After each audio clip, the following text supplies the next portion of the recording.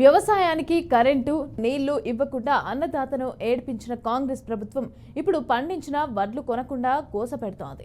ఇక కొనుగోలు కేంద్రాల్లో కూడా వడ్ల బస్తాలు పేరుకుపోయి వానకు తడుస్తూ ఉంటే పట్టించుకొని సర్కార్ తీరు చూసి గుండె మండిన అన్నదాతలు నిన్న రోడ్డెక్కి ఆందోళనకు దిగారు. ధాన్యం కొనాలి అంటూ రాష్ట్ర వ్యాప్తంగా రైతులు నిరసనలకు దిగారు.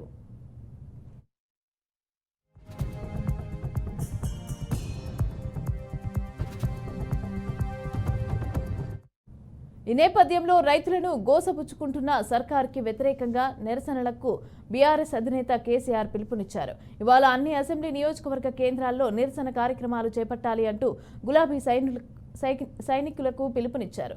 రైతుల పక్షాన నిలబడాలని బీఆర్ఎస్ కార్యకర్తలను కోరారు.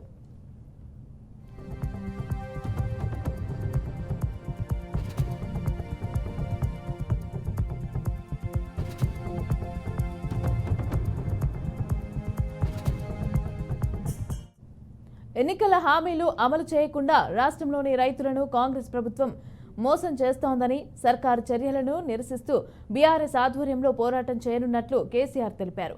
పార్లమెంటు ఎన్నికలు ముగిసిన వెంటనే ధాన్యానికి 500 రూపాయల బోనస్ చెల్లిస్తామని ప్రకటించిన కాంగ్రెస్ సర్కార్ ఇప్పుడు సన్న రకాల ధాన్యానికి మాత్రమే బోనస్ ఇస్తామని అనడం వంచడమేనని ధ్వజమెత్తారు.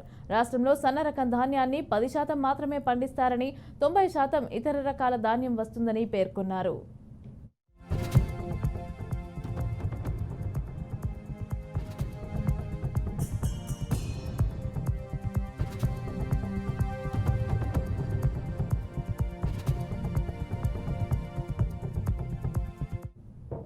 ఓట్లు వేసిన అయిపోగానే కాంగ్రెస్ వాళ్లకు రైతుల అవసరం తీరిందని మాట మార్చేశారని మండిపడ్డారు. బీఆర్ఎస్ కార్యకర్తలు, నాయకులు రైతుల పక్షాన నిలబడి కొట్లాడాలని, నేడు అన్ని నియోజకవర్గ కేంద్రాల్లో కూడా నిరసన కార్యక్రమాలు చేపట్టాలని పిలుపునిచ్చారు.